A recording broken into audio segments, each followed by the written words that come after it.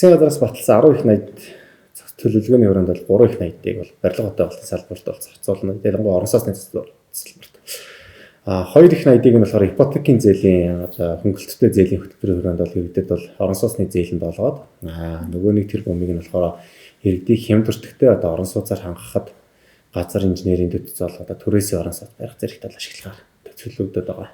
2 их 80-ыг 2021-ээс 2024 оны хооронд бол гаргана. Жил бол ойролцоогоор 700-аас 800 орчим тэрбум төгрөгийн санхүүжилт бол гарна.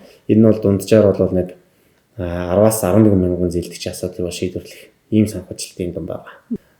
За 2020 оны 5 дугаар сарын байдлаар бол нийт 101 тэрбум төгрөгийг 1300 зээлдэгчид бол олгож исэн. Өнөөдрийн байдлаар бол 251.3 тэрбум төгрөгийг 3737 зээлдэгчид олгоод байна. Энэ бол өнгөрсөн жилдээ харьцуулахад үндсэндээ 3 дахин их хэмжээний санхүүжилт. Өмнө нь бол яг санхүүжилт дутагдaltaй байдаг гэсэн нь хамаарад иргэд банкн дээр очиод зээлийн хүсэлт өгөөд тодорхой хэмжээнд хүлээгддэг гэсэн бол одоо санхүүжилт хангалттай болгож байгаа болохоор ерөнхийдөө бол нэг хүлээлт байхгүйгээр бол шийдвэрлэгдэж явж байгаа. За манай яам болон Монгол банктай зөвшөлтсөд бол нийт санхүүжилтийн болоод 30-аас доош хувийг бол хөдөө орон нутагт олгоё гэдэг зарчимтай бол явж байгаа. За өнөөдрийн байдлаар нийт 30000 зээлдэгчийн 1057 зээлдэгч нь бол хөдөө орон нутагт зээл авсан байна. Энэ бол харахад бол нийт санхүүжилтийн 30%-ийг хөдөө орон нутгийн иргэд бол аваад байна гэсэн. Ер нь ипотекийн зээлтэй иргэдийн дундаж орлогын түвшийг харах юм бол сая 500 мянгаас дээш орлоготой иргэд нийтлэх нь хамрагдсан байгаа. Ипотекийн зээлийг одоо 6 оруулж эхэлснээр энэ хэмжээ буураад ерөнхийдөө бол сая 200 сая 300 мянган төгрөгийн орлоготой иргэд бол хамрагдах боломж нь бол бүрэн хангагдаж байгаа. Тэр үүнийгээ дагаад мэдээж бага орлоготой иргэд бол одоо банкн дээр хандах эрэлтийн хэмжээ бол дагаад нэмэгдэж байгаа асуудал байгаа. За барилгын байгуулалтын яамаас барилгын хөгжлийн төвтэй хамтраад бол орон сууцны нийлүүлэлт талын судалгааг бол хийж байгаа. Энэ судалгаагаар бол орон сууцны үн тэгээд одоо юу гэдэг нийт хэдэн айлын орон сууц зах зээл нийлүүлэх зэрэг бол тоо бол гарсан. Ер нь бол улсын хэмжээнд бол 2021 оны жилийн эцсийн байдлаар бол 20,000 гаруй айлын орон сууц ашиглалтанд орохоор төлөвлөгдөд байна. За орон сууцны үн бол ипотекийн зээлийн хүүг бурлалтай холбоотой өссөн зэрэг бол тодорхой хэмжээний асуудлууд бол иргэдийн дунд бол яригдж байгаа.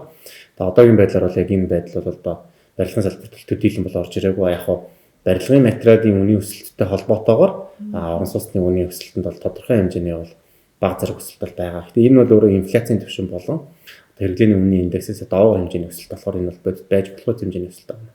Ер нь бол манай одоо юу гэдэг юм сая судалгаа хийсэн шүү дээ. Бид судалгаагаас ингээ харахад нийт одоо юу гэдэг зах зээл дээр борлуулалтад орон сууцны дундаж нь 2 сая 400 мянган төгрөг байна.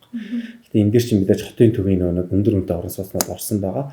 Хотын захуудаар бол хямд өртөгтэй орон сууц зөндөө байна. Жишээлбэл Яармаг одоо Сангай хайрхан Баян зүрх дүүргийн хвцээ бол орон сууцнуудын дээд нь бол 2 сая 200 мянган байна. Тэгэхээр чинь одоо сая 200 мянган төгрөгтэй иргэд чинь сард бол нэг 450 мянган төгрөгийг бол ипотектал төлөх боломжтой гэсэн. Тэгээд тэр чинь одоо 30 жилээр авч байгаа гэдэг үзэхээр мань хүн бол нэг 70 80 90 сая төгрөгийн зээл авах боломжтой байгаа.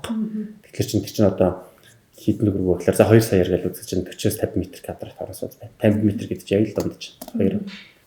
За барилгын байгуулалтын яамнаас бол яг морингийн даваа орчимд бол залуус төслийг бол хэрэгжүүлж эхлэв байна. Энэ төслийнх нь газар нь бол өөрөө төрийн орон сууцны корпорацийн өмчийн газар дээр бидэд бол одоо тухайн орчмын хөгжлийн эрхлэлээр уялдуулаад инженерийн дэвтцийн хангамжийг шийдвэрлээд тэрэн дээр бол одоо төр хувийн эмчлийн функцлэр хямдтай орон сууцуудыг бол барьж иргэдийн оруулна. Дээрээс нь мөн тэр хэвд бол орон сууцыг төлөвлөхөөс гадна мөн тухайн орчмыг бүтнээр нь төлөвлөх буюу орон сууц, авто зам, ажлын байр зэрэг төслүүдийг мөн давхар төлөвлөд явж байгаа. Ер нь бол улсын хэмжээнд бол 3900 4000 орчим айлын одоо төрөөсийн орон сууцны санг бол одоо бүрдүүлсэн байна. Нөгөө талдаа бол судалгаараас харахад бол 30,000 гаруй иргэд бол төрөөсийн орон сууц хамрагдъя гэсэн тийм хүсэлтийг бол ирүүлсэн байгаа. За манай яамнаас мэдээж энэ нөгөө төрөөсийн орон сууц гэдэг чинь өөрөө ямар ч ашиг олохгүй, дээрээс нь өөрөө алдагдaltaй байдаг зүйл. Тэгэхээр энийг бол мэдээж урт хугацааны нэг хөнгөлөлттэй зээл гэдэг юм эсвэл тодорхой хэмжээнд татаасын хүрээнд хэрэгжүүлэх боломжтой. Яг барилгын байгуулалтын яамнаас бол одоо бүгд найрамдах хотод ард улс, бүгд найрамдах Солонгос улс, зам Аз хөгжлийн банк, Европын цэргийн босолтын банк зэрэг байгууллагатай хамтарч байгаад одоо нийслэлийн хэмжээнд бол хөдөө орон нутгийн хэмжээнд тодорхой хэмжээний төрөөсийн орон сууцны сангуудыг бол байгуулж тавьж эхлүүлж байгаа. Урьдчилан байдлаар яг гэрээ нь байгуулагдаад ажил нь эхлэх гээд одоо бэлэн бодолтой гүйцэтгэх тэмдэгтийн сонгон шалгаруулалт явж байгаа 18,000 айлын төсөл бол эхлэе явж байна. Скватар дүүргийн 7 дугаар ногооно орчимд бол 1800 айлын орон сууц байгаа. Хаавал дүүрэгт бол 5000 гаруй айлын орон сууц. Сонгойрхон дүүргийн 1-р Баянголын орчимд бол 2000.